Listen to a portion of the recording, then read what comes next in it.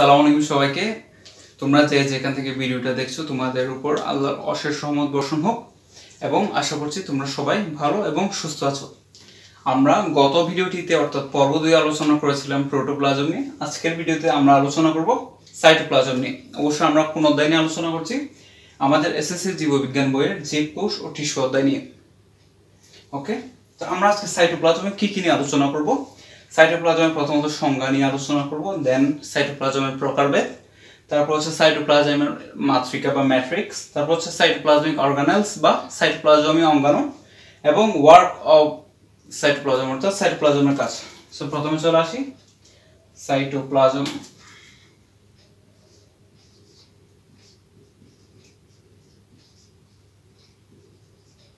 ওকে, আমি একটা কোষ আঁকছি, আর একটা ডিম আকৃতি কোষ আঁকলাম।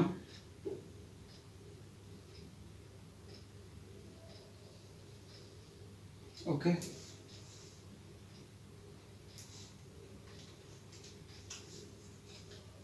তো আমি এখানে একটা নিউক্লিয়াস দিচ্ছি, হচ্ছে নিউক্লিওলাস, এরপর হচ্ছে ক্রোমাটিন, তারপর হচ্ছে নিউক্লিয়ার মেমব্রেন। ওকে, তারপর হচ্ছে যে আমি এখানে সাইটোপ্লাজম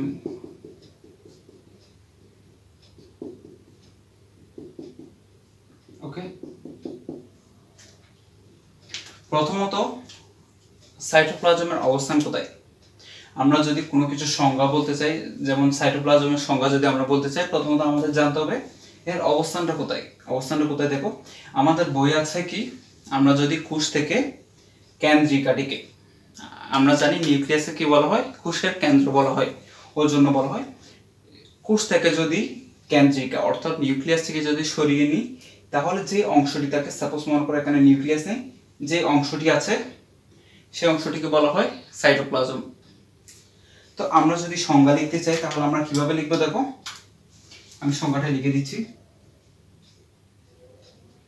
আমরা কিন্তু আবার এখানে এটা লিখবো না যে কি কেন্দ্রিকা বিহীন অংশটি, প্রোটোপ্লাজমের অংশটি হলো নিউক্লিয়াস।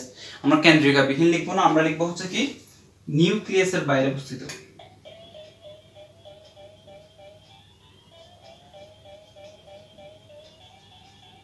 নিউক্লিয়াসের বাইরে অবস্থিত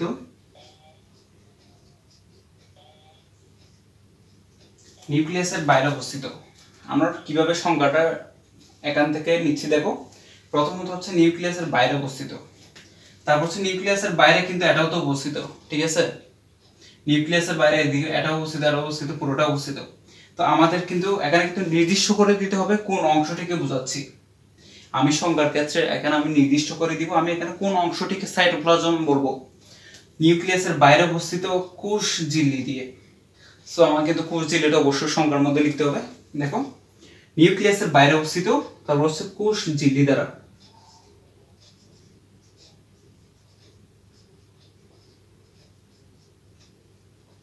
কোষ ঝিল্লি দ্বারা পরিবেষ্টিত। কোষ প্রাচীর না, কোষ ঝিল্লি হবে এখানে। ওকে, অলওয়েজ মনে রাখবা, সাইটোপ্লাজমের সংজ্ঞা দেওয়ার ক্ষেত্রে তুমি কোষ প্রাচীর লিখতে পারবে না, তোমাকে লিখতে হবে কোষ ঝিল্লি।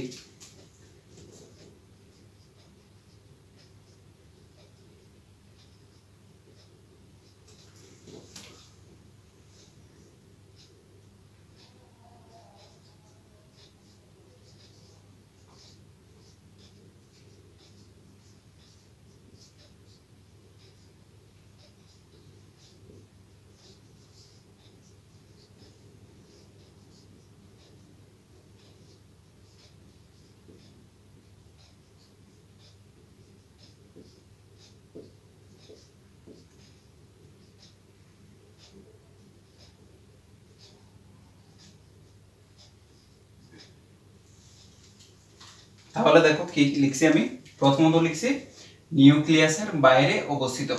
আমরা হচ্ছে এখানে কি নীল অংশটিকে দ্বারা আমরা নিউক্লিয়াসকে কি আইডেন্টিফাই করেছি, নিউক্লিয়াসের বাইরে অবস্থিত। এখন তো নিউক্লিয়াসের বাইরে এটাও অবস্থিত, তাহলে কি এটা কি সাইটোপ্লাজমের অংশ? এগুলো আমি উপমর্থে বোঝাচ্ছি, ভাবানুবাদ দ্বারা বোঝাচ্ছি। এগুলো তো আমরা জানি এগুলো হচ্ছে সাইটোপ্লাজমের অংশ না। আমি সাইটোপ্লাজমকে এখানে কি কোষ ঝিল্লির মাধ্যমে নির্দিষ্ট করে দিয়েছি এবং বলে দিয়েছি যে এটা কি এই নির্দিষ্ট অংশগুলো হচ্ছে সাইটোপ্লাজম। এজন্য আমাদের অবশ্যই সংজ্ঞার ক্ষেত্রে লিখতে হবে নিউক্লিয়াসের বাইরে অবস্থিত কোষ ঝিল্লি দ্বারা পরিধির মতো, এটা যেহেতু পরিধির মতো পরিবেষ্টিত সজীব প্রোটোপ্লাজমীয় অংশকে সাইটোপ্লাজম বলে। এখন সজীব প্রোটোপ্লাজম বলার কারণ তো আমি গত পর্বে বলেছি, এই পর্বে আরেকবার বলছি। আমরা জানি প্রোটোপ্লাস্টের দুইটি উপাদান থাকে, একটা হচ্ছে কি সজীব উপাদান বা নির্জীব উপাদান। এই সজীব উপাদানকে বলা হয় প্রোটোপ্লাজম। এই প্রোটোপ্লাজমের আবার থাকে তিনটি অংশ, কোষ ঝিল্লি, সাইটোপ্লাজম এবং নিউক্লিয়াস। এরপর হচ্ছে আমরা আলোচনা করব হচ্ছে ডেফিনিশন নিয়ে আমরা আলোচনা করেছি। আমরা এখন আলোচনা করব সাইটোপ্লাজমের প্রকারভেদ নিয়ে। এখন দেখো আমরা হচ্ছে সাইটোপ্লাজমের ডেফিনিশন অর্থাৎ সংজ্ঞাটা করেছি, এবার আমরা পড়ব সাইটোপ্লাজমের কয়টি অংশ থাকে। সাইটোপ্লাজমের প্রধানত দুইটি অংশে বিভক্ত।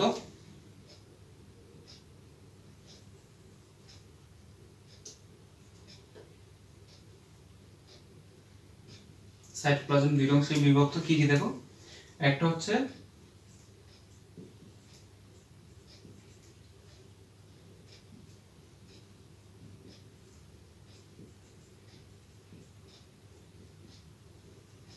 দেখো সাইটোপ্লাজম দুইটি অংশে বিভক্ত, এর মধ্যে একটি হচ্ছে সাইটোপ্লাজমিক ম্যাট্রিক্স, কি অর্থাৎ মাতৃকা। ম্যাট্রিক্স মানে হচ্ছে আমরা জানি মাতৃকা। তারপর এটাকে কি কি বলা হয় দেখো, এটাকে হেয়ালোপ্লাজম বলে, হেয়ালোপ্লাজম বলে। তারপর হচ্ছে যে এটাকে বর্তমানে বলা হয় সাইটোসোল। ওকে। তারপর হচ্ছে যে আরেকটি অংশ হচ্ছে যে সাইটোপ্লাজমিক অর্গানেলস।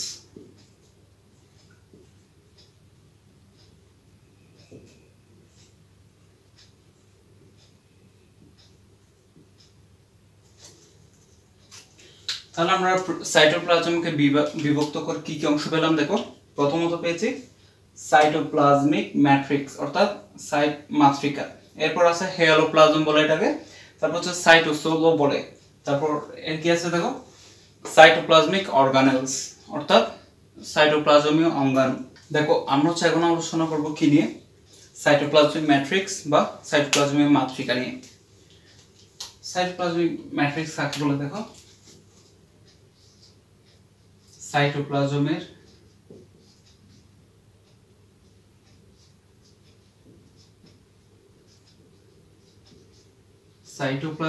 তরল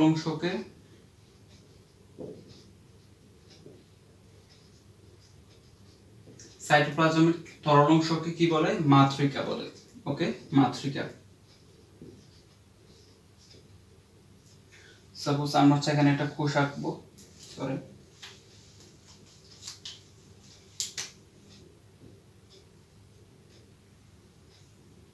আমরা একটা কোষ আঁকলাম, আমরা হচ্ছে এখানে মাঝখানে একটা নিউক্লিয়াস এঁকে দিচ্ছি।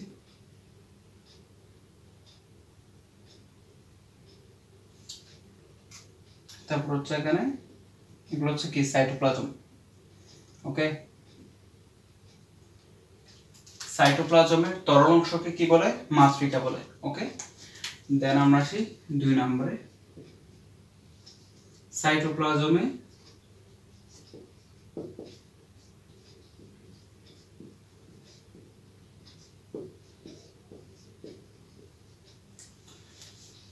এখানে দেখো দুইটি টার্মের ভিত্তিতে আমরা যে এখানে পানি আছে সেটা বলতে পারবো।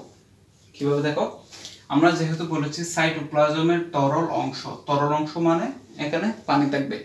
ওকে, তারপর আমরা একটু মনে করে দেখো, আমরা প্রোটোপ্লাজম পড়ার ক্ষেত্রে পড়েছিলাম যে কি প্রোটোপ্লাজমকে সজীব রাখতে পানির কোনো বিকল্প নেই, অর্থাৎ পানির কারণে কিন্তু প্রোটোপ্লাজমটা সজীব থাকে। আর যেহেতু সাইটোপ্লাজম প্রোটোপ্লাজমের একটি অংশ, তাই আমরা বলতে পারবো সাইটোপ্লাজমে তরল অংশ দ্বারা পানিকে বোঝানো হয়েছে। তরল অংশ দ্বারা কাকে বোঝানো হয়েছে, পানিকেই বোঝানো হয়েছে। এখন সাইটোপ্লাজমে পানির পরিমাণটা কত দেখো, সাইটোপ্লাজমে পানির পরিমাণ হচ্ছে 65 to 96%। এটা কিন্তু কোনো ভুল করা যাবে না। প্রোটোপ্লাজমে পানির পরিমাণ হচ্ছে কত, 70 to 90% হচ্ছে প্রোটোপ্লাজমে পানির পরিমাণ, এবং প্রোটোপ্লাজমের একটি অংশ সাইটোপ্লাজমের পানির পরিমাণ হচ্ছে 65 to 96%। 96 পানি থাকে।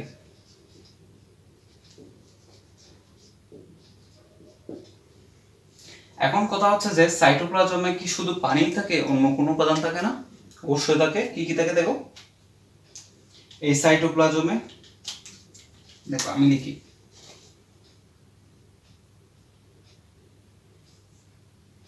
সাইটোপ্লাজমে হচ্ছে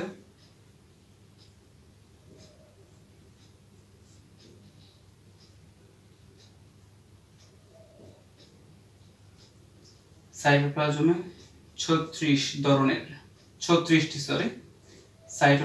36টি বিভিন্ন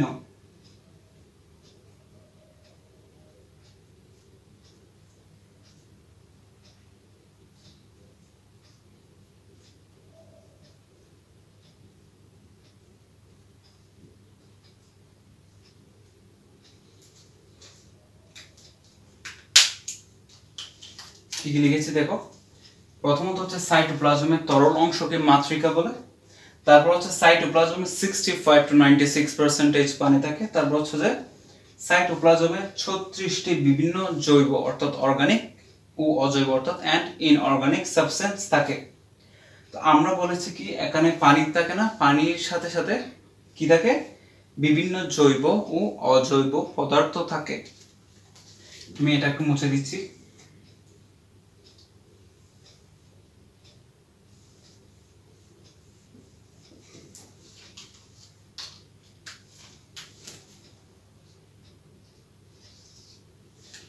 তো দেখো আমরা মনে করো একটা খালি গ্লাস নিলাম,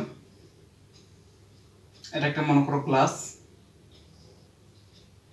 সেগুলো হচ্ছে পানি। ওকে, আমরা একটা গ্লাস নিলাম এবং গ্লাসে পানি নিলাম। তো এখন আমরা কি করলাম, গ্লাসের মধ্যে কিছু উপাদান দিলাম। সাপোজ মনে করো আমরা এখানে লেবুর রস দিলাম, লেবুর রস দিলাম, তারপর দিলাম বালি দিলাম, তেল দিলাম, আরো বিভিন্ন উপাদান দিলাম। সো এই পানিটা কি স্বচ্ছ থাকবে? পানি তখন কিন্তু আর স্বচ্ছ থাকবে না। কিন্তু আমরা এমনিতে জানি পানি হচ্ছে বর্ণহীন অর্থাৎ ট্রান্সপারেন্ট, পানির কোনো রং নেই। সো সাইটোপ্লাজমও কিন্তু ট্রান্সপারেন্ট হতো, সাইটোপ্লাজম পুরোপুরি স্বচ্ছ হতে পারত। কেন পারে না? কারণ হচ্ছে সাইটোপ্লাজমে 36টি বিভিন্ন ধরনের অর্গানিক অ্যান্ড ইনঅর্গানিক সাবস্টেন্স থাকে, আর তাছাড়া সাইটোপ্লাজমিক অর্গানেলসও থাকে। সো এই জন্য তুমি যখন, আমি গ্লাসের উপমা দিয়ে বুঝাচ্ছি আবার, তুমি যখন এই লেবুর রস, বালি, তেল এগুলো যখন এই গ্লাসে দিবা তখন গ্লাসের পানি কিন্তু আর স্বচ্ছ থাকবে না, তখন সেটা অর্ধস্বচ্ছ হয়ে যাবে। কি হয়ে যাবে? অর্ধস্বচ্ছ।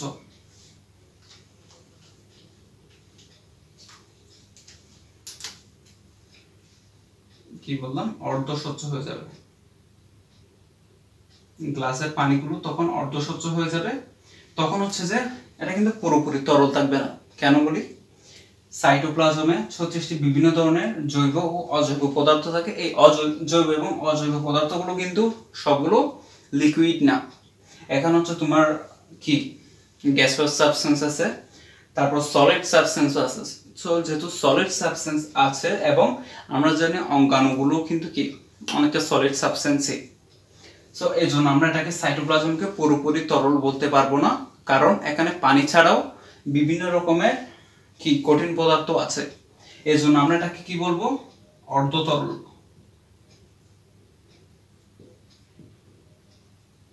অর্ধতরল, হ্যাঁ ঠিক আছে। সো সাইটোপ্লাজম কি অর্ধস্বচ্ছ এবং অর্ধতরল। তুমি ডেফিনিশনের ক্ষেত্রে চাইলে এগুলো লিখতে পারো। কিভাবে? নিউক্লিয়াসের বাইরে অবস্থিত কোষ ঝিল্লি দ্বারা পরিবেষ্টিত অর্ধস্বচ্ছ এবং অর্ধতরল সজীব প্রোটোপ্লাজমীয় অংশকে সাইটোপ্লাজম বলে। তুমি এভাবেই লিখতে পারো, বা এট ফার্স্ট আমরা যে ডেফিনিশনটা দিয়েছিলাম ওইটাও লিখতে পারো। আমরা 4টি পয়েন্ট নিয়ে কথা বলছি, এবার হচ্ছে আমরা পঞ্চম পয়েন্ট নিয়ে কথা বলবো। এখন দেখো সাইটোপ্লাজমিক ম্যাট্রিক্স, এই সাইটোপ্লাজমিক মাতৃকাকে হেয়ালোপ্লাজম বলা হতো। পূর্বে কি বলা হতো? হেয়ালোপ্লাজম।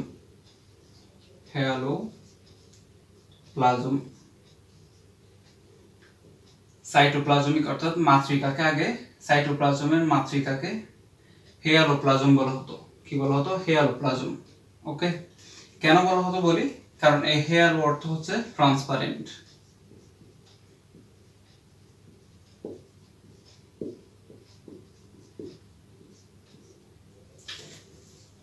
সাইটোপ্লাজমীয় মাতৃকাকে আগে হেয়ালোপ্লাজম বলা হতো, কারণ হচ্ছে যে এই হেয়ালো অর্থ হচ্ছে কি ট্রান্সপারেন্ট। এখন তুমি পুরো সাইটোপ্লাজমকে যে স্বচ্ছ বলবে সেটা না, কারণ এই ট্রান্সপারেন্ট কথাটা কোত্থেকে আসছে? এই ট্রান্সপারেন্ট কথা আসছে এই যে 65 to 96% পানি থাকে না, এটার ভিত্তিতে যে ব্যক্তি নামকরণ করেছেন সে এই পানির ভিত্তিতে, অর্থাৎ পানি যেহেতু স্বচ্ছ, পুরোপুরি স্বচ্ছ, তাই সে শুধু পানির ভিত্তিতে নামকরণ করছেন কি হেয়ালোপ্লাজম। কিন্তু বর্তমানে এখন এই নামটি প্রচলিত না।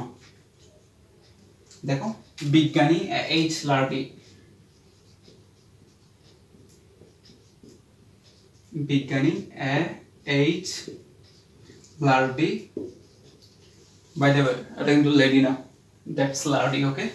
বিজ্ঞানী এইচ লার্ডি 1965 সালে, কত সালে? 1965 সালে, সালটা মনে না রাখলেও চলবে, তবুও মনে রাখলে ভালো। বিজ্ঞানী এইচ লার্ডি 1965 সালে সাইটোসোল নামকরণ করেন। সাইটোসোল নামকরণ করেন কত সালে? 1965 সালে প্রথম নামকরণটা কে করেন? সাইটোসোল। এজন্য সাইটোপ্লাজম অর্থাৎ এই মাতৃকাকে, সাইটোপ্লাজমের মাতৃকাকে বিজ্ঞানী এইচ লার্ডি 1965 সালে সাইটোসোল নামকরণ করেন। তারপর আসি 6 নাম্বার পয়েন্টে।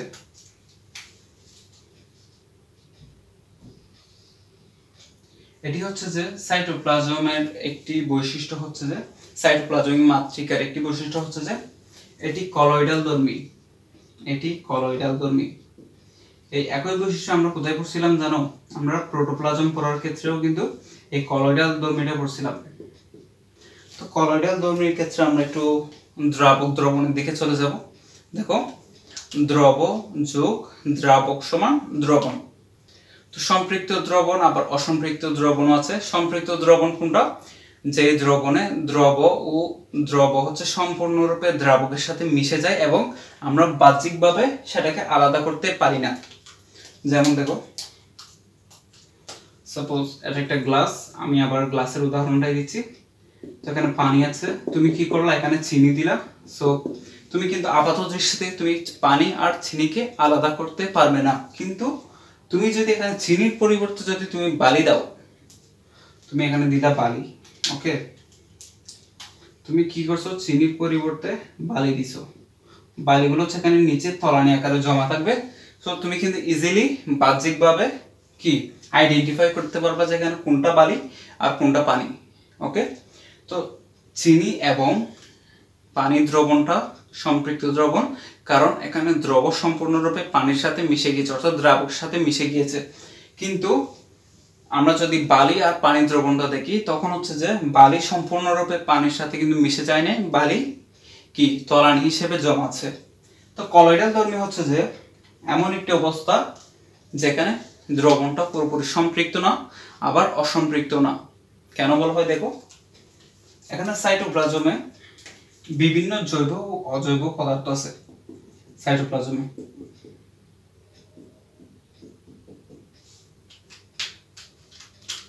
তো এই পদার্থগুলো দেখো, আমরা জানি সাইটোপ্লাজমে কি একটি কোষের সাথে আরেকটি কোষের মধ্যে বস্তু আদান প্রদান করে।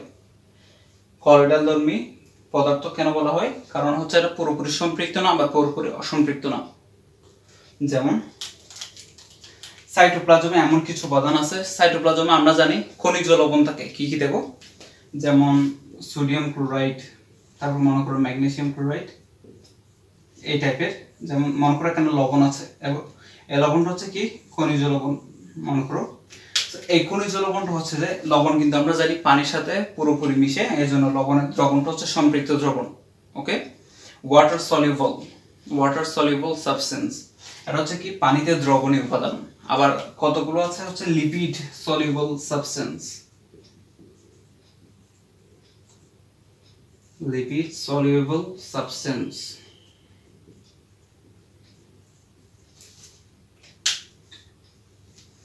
এখানে আমি আবার বলছি, সাইটোপ্লাজমকে কলয়েডাল ধর্মী কেন বলা হয়? কারণ সাইটোপ্লাজমে সাইটোপ্লাজমের মাতৃকা অর্থাৎ সাইটোসোল পুরোপুরি সম্পৃক্ত দ্রবণ না, আবার পুরোপুরি অসম্পৃক্ত দ্রবণও না। কেন? দেখো এখানে যে পানিতে দ্রবণীয় উপাদান আবার হচ্ছে চর্বিতে দ্রবণীয় অর্থাৎ লিপিডে দ্রবণীয় উপাদান, এই দুটি ভাগে বিভক্ত।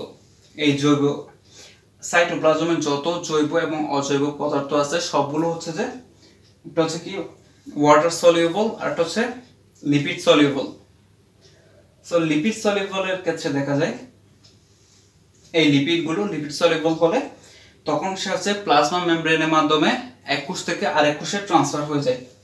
যেই উপাদানগুলো হচ্ছে চর্বিতে দ্রবীভূত হয় সেগুলো প্লাজমা মেমব্রেনের মাধ্যমে এক কোষ থেকে আরেক কোষে ট্রান্সফার হয়ে যায়।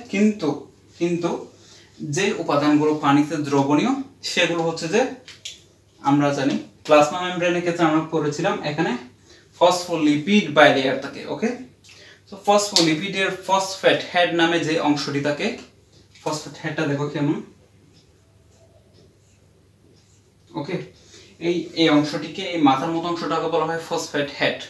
এই অংশটা হচ্ছে পানিকে বিকর্ষণ করে, সরি এটা হচ্ছে পানিকে আকর্ষণ করে, আমি ভুল বলছি। দেখো এটাকে বলা হয় কি, এটা ফসফোলিপিড। এগুলো হচ্ছে লিপিড, ফ্যাটি অ্যাসিডের তেল, এগুলো হচ্ছে লিপিড। এবং আমরা জানি চর্বি তেল এগুলো হচ্ছে কি পানির সাথে বিকর্ষণ করে। সো এখন হচ্ছে যে চর্বিতে দ্রবণীয় উপাদানগুলো এটার মধ্যে দিয়ে পাস হইতে পারে, কারণ লিপিডকে তো আর বিকর্ষণ করে না, কারণ তেলকে তো আর বিকর্ষণ করে না।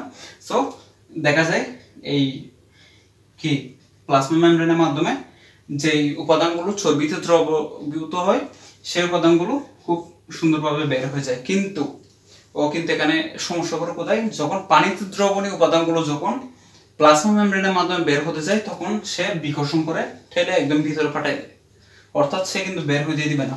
এখন কিন্তু বের হইতে হবে, কারণ হচ্ছে যে একটা কোষকে যদি বেঁচে থাকতে হয় তখন কিন্তু কি প্রতিবেশী অর্থাৎ প্রতিবেশী কোষগুলোর সাহায্য তাকে নিতেই হবে। তো যেহেতু সাহায্য নিতে হবে সে কি করে, এখানে একটা চ্যানেল ক্রিয়েট করে। ওকে, এটাকে আয়ন চ্যানেলও বলে।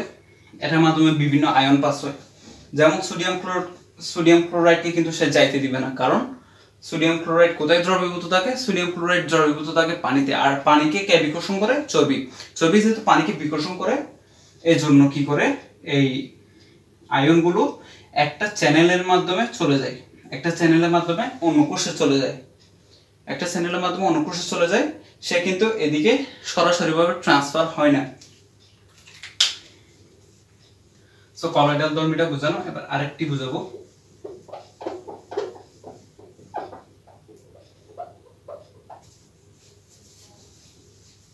আচ্ছা শোনো, তোমরা যদি কেউ এই বিষয়টা না বুঝতে থাকো প্লিজ একটু কমেন্টে বলবা। কমেন্টে যদি বলো আমি ইনশাআল্লাহ আরো চেষ্টা করবো ভালোভাবে বোঝানোর জন্য। এটা যেহেতু অনেক বড় কনসেপ্ট ওর জন্য আমি এখানে শর্টলি বোঝানোর চেষ্টা করছি। আমরা জানলাম সাইটোপ্লাজম, কলয়েডাল ধর্মী। এরপর 6 নাম্বার দেখো, এটা হচ্ছে অ্যামরফাস।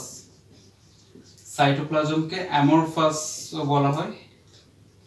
অ্যামরফাস কেন, দেখো বায়োলজির ক্ষেত্রে এই এ দ্বারা হচ্ছে যে কি বোঝানো হয়, নাই বোঝানো হয়। আর মর্ফ ওয়ার্ডটা তোমরা আরেকটা জায়গায় শুনছো, যেমন প্রথম অধ্যায়ে আমাদের জীববিজ্ঞানের প্রথম অধ্যায়ে বলা আছে জীববিজ্ঞানের বহুত অর্থাৎ ফান্ডামেন্টাল ইউনিটগুলোর মধ্যে একটা আছে হচ্ছে কি মরফোলজি। ওকে, মরফোলজি আমরা জানি দুইটা সেকশনে, external morphology, internal morphology. So এই মূলত মর্ফ কথাটা থেকে আসছে মরফোলজি। এটা হচ্ছে কি অ্যানাটমি বা আকার আকৃতি সম্পর্কিত।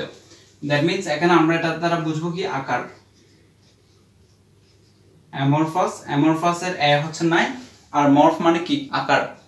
এখন আকার নাই জানে এটাকে বলা হয় নির্দিষ্ট আকার নাই, কারণ হচ্ছে কোষ দেখা যায় এক এক সময় এক এক রকম আকৃতির হয়, বিদায় কোষের সাইটোপ্লাজমের নির্দিষ্ট আকার নেই।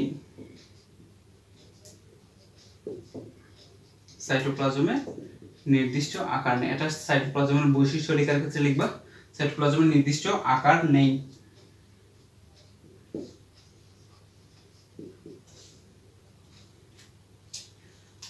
তারপর হচ্ছে যে আরেকটা দেখো 6 নাম্বার বা 7 নম্বরে আসি। সাইটোপ্লাজমের ক্ষেত্রে আমরা আবার একটা কোষ আঁকছি, তারপর নিউক্লিয়াস, তারপর হচ্ছে এগুলো হচ্ছে সাইটোপ্লাজম।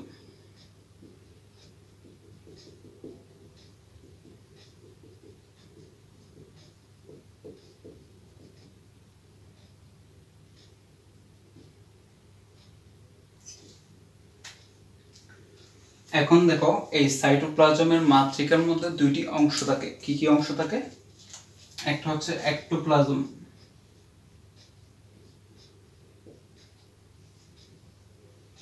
একটোপ্লাজম, আর একটা হচ্ছে এন্ডোপ্লাজম।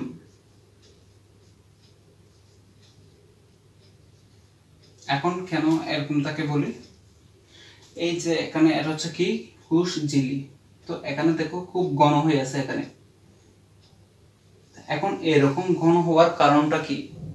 কারণ হচ্ছে যে এই একটোপ্লাজম হচ্ছে যে কোষকে প্রোটেকশন দিবে। কি করবে? কোষকে প্রোটেকশন দিবে। সো তুমি যদি মনে করো তুমি একটা বাড়িকে প্রোটেকশন দিবা, তুমি যদি একটা বাড়িকে প্রোটেকশন দিতে চাও তাহলে তুমি নিশ্চয়ই একটা শক্ত মোটা প্রাচীর তৈরি করবা। শক্ত মানে কি? ঘন।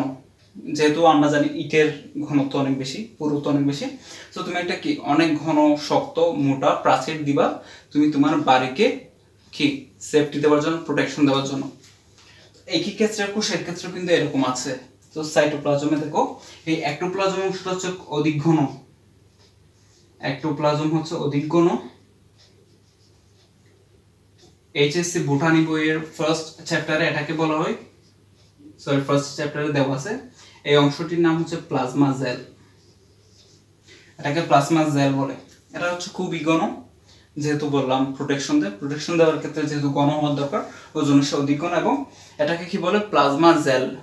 তারপর হচ্ছে এন্ডোপ্লাজমটা দেখো, এন্ডোপ্লাজমটা হচ্ছে কম ঘন। এন্ডোপ্লাজম হচ্ছে যে একটোপ্লাজম অপেক্ষাকৃত কম ঘন। এন্ডোপ্লাজম একটোপ্লাজম অপেক্ষাকৃত কম ঘন।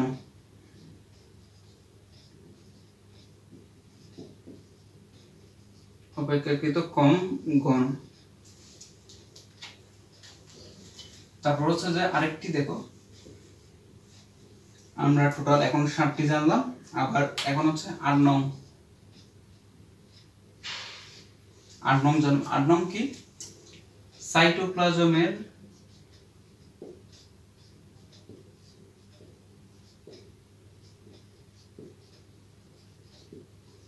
আপেক্ষিক গুরুত্ব,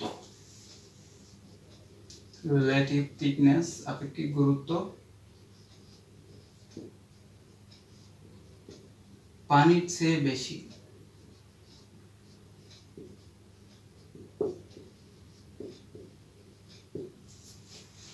সাইটোপ্লাজমের আপেক্ষিক গুরুত্ব পানির চেয়ে বেশি। পানির চেয়ে বেশি কেন?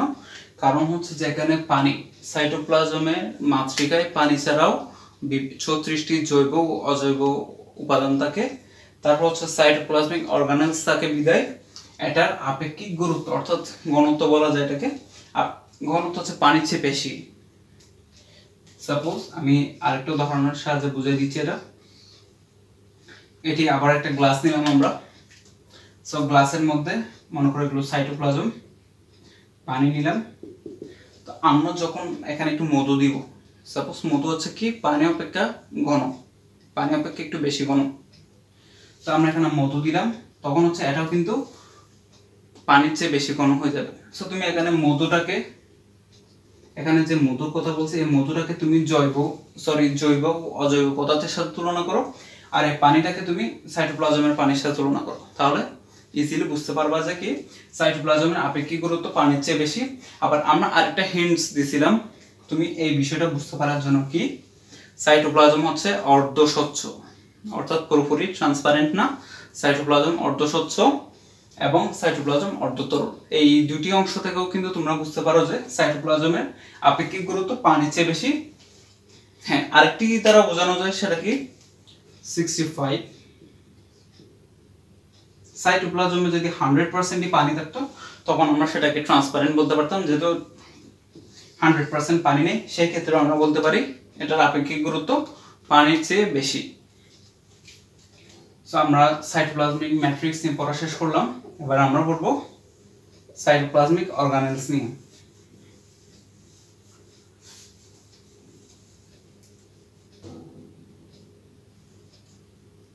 Cytoplasmic organelles.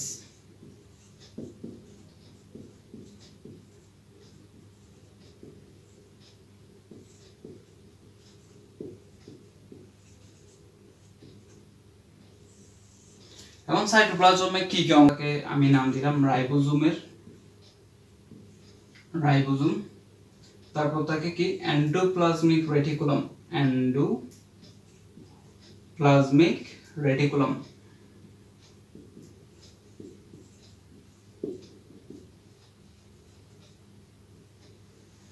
এই এন্ডোপ্লাজমিক রেটিকুলাম কিন্তু আবার দুটি অংশে বিভক্ত।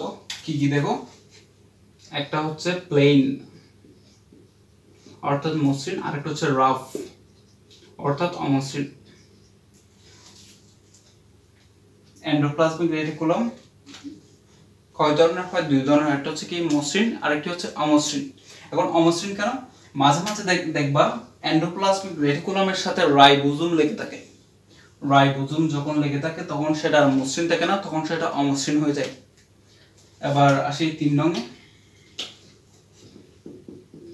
সাইটোপ্লাজমে থাকে মাইটোকন্ড্রিয়া। মাইটোকন্ড্রিয়া সাইটোপ্লাজমে থাকে। তারপর থাকে হচ্ছে প্লাস্টিড। প্লাস্টিড হচ্ছে শুধু উদ্ভিদ কোষের সাইটোপ্লাজমে থাকে, প্রাণী কোষ আমরা জানি সচরাচর প্লাস্টিড থাকে না। সো কোথায় থাকে? আমরা প্ল্যান্ট সেল লিখে দিচ্ছি এখানে। তারপর থাকে হচ্ছে যে তোমার কি সেন্ট্রোসোম। সেন্ট্রোসোম কোথায় থাকে? প্রাণী কোষে। সেন্ট্রোসোম প্রাণী কোষে থাকে। সো আমরা এটা দিব অ্যানিমাল সেল। তারপর থাকে হচ্ছে কি দেখো গলগি অ্যাপারাটাস বা গলগি বডি বা গোলজি বস্তু বা গোলজি বডি। আমি গোলজি বডি লিখছি। গোলজি বডি থাকে। গোলজি বডি উদ্ভিদ কোষে থাকে, প্রাণী কোষে থাকে। তবে প্রাণী কোষের একটা বৈশিষ্ট্য হচ্ছে কি গোলজি বডি উদ্ভিদ কোষে থাকতে পারে, নাও থাকতে পারে।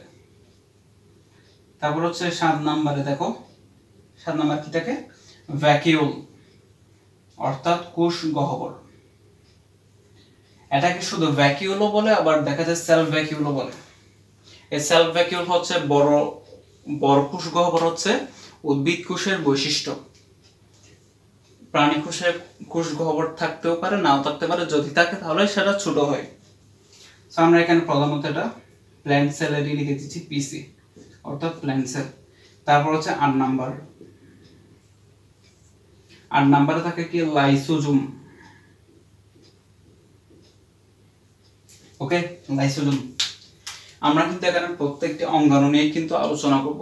ওকে, প্রত্যেকটা অঙ্গাণু আমরা এখানে 8টা অঙ্গাণুর নাম লিখছি। কি কি? Ribosome, endoplasmic reticulum. Endoplasmic reticulum দুই রকমের হয়, একটা হচ্ছে প্লেন, একটা হচ্ছে রাফ অর্থাৎ মসৃণ এবং অমসৃণ।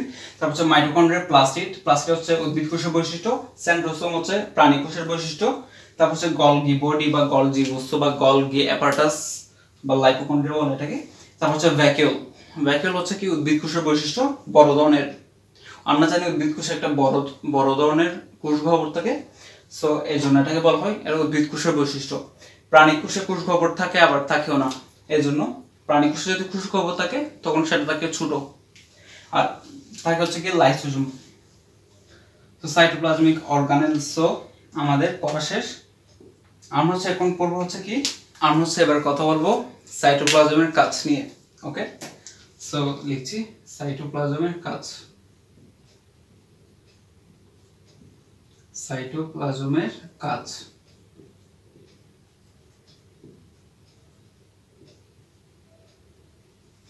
ওকে, তো কাজের ক্ষেত্রে দেখো প্রথমেই আছে কাজ একটা। প্রথম কাজ হচ্ছে অঙ্গাণু ধারণ করা। আমরা একটু আগে মাতৃকার কথা বললাম না, সাইটোপ্লাজমিক ম্যাট্রিক্স বা সাইটোসোল। তো মাতৃকার কাজ কি? মাতৃকা দেখো, আমি মাতৃকা ওয়ার্ডটা লিখছি। মাতৃকার মধ্যে যদি আমরা শুধু কাটা যদি বাদ দিই তাহলে দেখো থাকে মাতৃ। আর মাতৃ মানে আমরা বুঝাই মা। মা কি করেন? মা হচ্ছে তার সন্তানদের আগলে রাখেন। সো আগলে রাখেন বা ধারণ করেন। ওকে, এই জন্য এই সাইটোপ্লাজমিক ম্যাট্রিক্স আর সাইটোপ্লাজমিক ম্যাট্রিক্স অর্থাৎ মাতৃকার একটি কাজ হলো, অর্থাৎ সাইটোপ্লাজমেরই কাজ এটি। সাইটোপ্লাজমের একটি কাজ হলো এটি অঙ্গাণু ধারণ করবে, এটি প্রধান কাজ, ও হচ্ছে অঙ্গাণু ধারণ করবে। তারপর 2 নাম্বার কাজ দেখো, এটি হচ্ছে যে কতিপয় জৈবিক কাজ করে। সাইটোপ্লাজমে কিন্তু কোষের সমস্ত বিক্রিয়া হয় সাইটোপ্লাজমে। ওকে, সাইটোপ্লাজমে হয়, সাইটোপ্লাজমের সাইটোসোলে হয়, তারপর সাইটোপ্লাজমিক অর্গানেলসের মধ্যে কি হয়, জৈবিক বিক্রিয়া হয়, বায়োকেমিক্যাল রিঅ্যাকশন অর্থাৎ জৈব রাসায়নিক বিক্রিয়া। সো এখানে কি দেখো, কতিপয় জৈবিক কাজ সম্পন্ন করে, কতিপয় জৈবিক কাজ সম্পন্ন করে। তারপর দেখো, কোষের অম্লত্ব ও ক্ষারত্ব নিয়ন্ত্রণ করে। এটা কিন্তু খুব গুরুত্বপূর্ণ, কোষের অম্লত্ব ও ক্ষারত্ব নিয়ন্ত্রণ করে।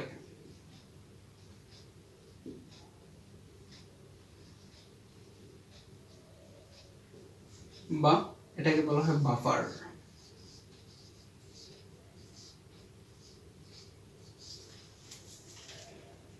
দেখো, সাইটোপ্লাজমের প্রথম কাজ হলো এটি অঙ্গাণু ধারণ করবে, দ্বিতীয় কাজ হলো এটি কতিপয় জৈবিক কাজ সম্পন্ন করে। এটি হচ্ছে প্রধানত প্রাণ রাসায়নিক বিক্রিয়ার কথা বলা হয়েছে, ও প্রাণ রাসায়নিক বিক্রিয়াগুলো সাইটোপ্লাজমে ঘটে, সাইটোপ্লাজমের সাইটোসোল আর সাইটোপ্লাজমিক অর্গানেলসে। এজন্য বলা হয় কি এটি কতিপয় জৈবিক কাজ সম্পন্ন করে। তারপর হচ্ছে কোষের অম্লত্ব ও ক্ষারত্ব নিয়ন্ত্রণ করে, এটাকে বলা হয় বাফারিং। এটা কিভাবে করে দেখো, আমরা সাইটোসোলের বর্ণনা দেওয়ার ক্ষেত্রে বলেছিলাম কি এক কোষ থেকে আরেক কোষে বিভিন্ন আয়ন চলাচল করে একটি চ্যানেলের মাধ্যমে। ওকে, আয়ন চলাচল করে। একটা কোষের যখন অম্লত্ব খুব বেড়ে যাবে তখন সে কি করবে, বিভিন্ন যে আয়নগুলোর কারণে কোষের অম্লত্ব বেড়ে যাচ্ছে সেই আয়নগুলো সে অন্য কোষে পাঠিয়ে দিবে। অন্য কোষে পাঠিয়ে দেওয়ার ফলে তখন সে দেখা যাবে একটি সাম্য অবস্থার মধ্যে চলে আসছে, বেশি অম্লও হবে না বেশি ক্ষারও হবে না, সে একটা সাম্য অবস্থার মধ্যে চলে আসবে। এই কাজটাকে বলা হয় বাফারিং করা। এই জন্য এর একটি কাজ হচ্ছে বাফারিং, অর্থাৎ বাফার হিসেবে কাজ করে। এই সাইটোপ্লাজম কোষের অম্লত্ব ও ক্ষারত্ব নিয়ন্ত্রণ করে। আমরা যে এখন বললাম কি এখানে কতিপয় জৈবিক কাজ সম্পন্ন হয়, আর অর্থাৎ মানে বিভিন্ন বায়োকেমিক্যাল অর্থাৎ প্রাণ রাসায়নিক বিক্রিয়া হয়। সো এই বিক্রিয়াগুলোতে কিছু বাই প্রোডাক্ট থাকে, কিছু বর্জ্য পদার্থ সৃষ্টি হয়। এখন বর্জ্য পদার্থ কোন প্রক্রিয়ায় সৃষ্টি হয় আমরা জানি, রেশন প্রক্রিয়া। সেটা লিখব,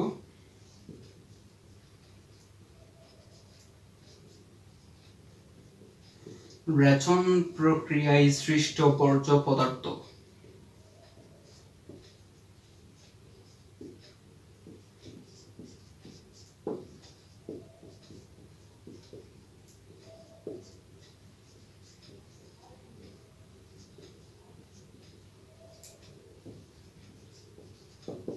তো দেখো কি করব, রেচন প্রক্রিয়ায় সৃষ্ট বর্জ্য পদার্থ নিষ্কাশনে সাহায্য করে।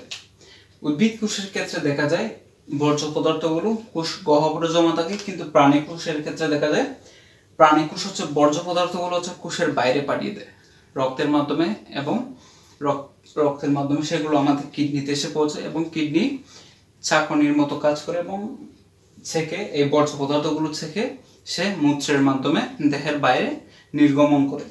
এটি হচ্ছে যে নির্দিষ্ট পরিমাণে পানি পরিশোষণে সাহায্য করে। 5 নং কি দেখো, নির্দিষ্ট পরিমাণে পানি পরিশোষণে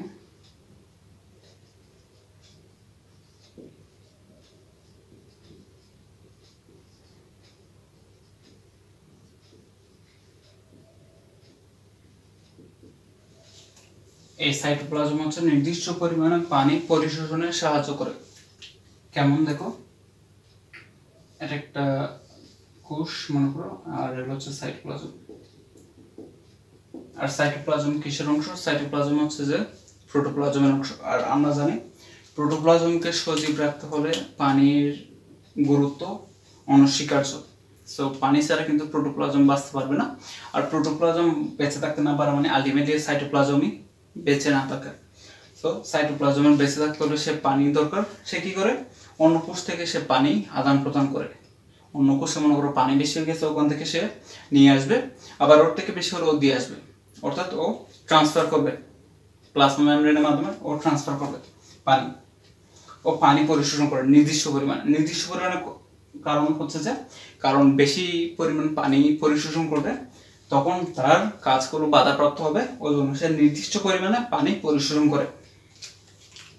তারপর 6 নাম্বার দেখো, এটি হচ্ছে যে দেখো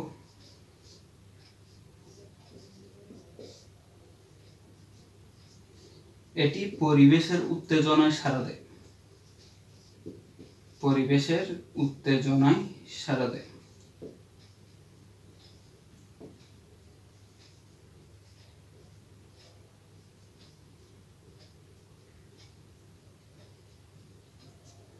এটি পরিবেশের উত্তেজনায় সাড়া প্রদান করে। কেমন সাড়া প্রদান করে দেখো, যখন আমরা একটু আগে বললাম না পানিতে দ্রবীভূত উপাদানগুলো কোষ ঝিল্লির মাধ্যমে সরাসরি অন্য কোষে যেতে পারে না। সো যেতে পারে না যেহেতু সে একটা কি করে, একটা চ্যানেল ক্রিয়েট করে, সে একটা নালীপথ ক্রিয়েট করে। এই নালীপথটা কিন্তু এমনি এমনি খুলে যাবে না। এই নালীপথ খোলার জন্য হচ্ছে একটা সিগন্যাল আসবে, বহির্গত সিগন্যাল। একটা বাহির থেকে সিগন্যাল আসবে যে কি এই নালীপথটা এখন খুলতে হবে। কারণ হচ্ছে যে এই নালীপথের মাধ্যমে সাইটোপ্লাজমীয় বস্তুগুলো চলাচল করবে, অর্থাৎ পানিতে দ্রবীভূত সাইটোপ্লাজমীয় উপাদানগুলো কি এক কোষ থেকে আরেক কোষে এই চ্যানেলের মাধ্যমে যাবে।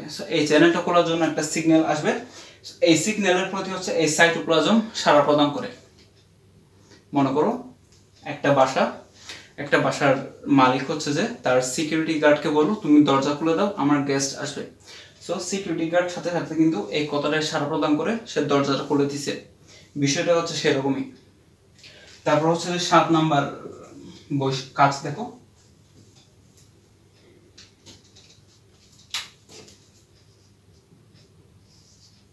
7 নাম্বার কাজ হচ্ছে যে সাইটোপ্লাজমে দেখো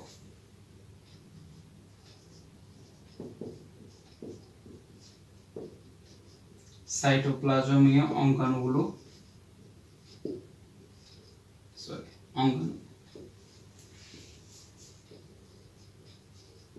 সাইটোপ্লাজমীয় অঙ্গাণুগুলো এক স্থান থেকে অন্য স্থানে চলাচল করে, অন্য স্থানে চলাচলে সাহায্য করে।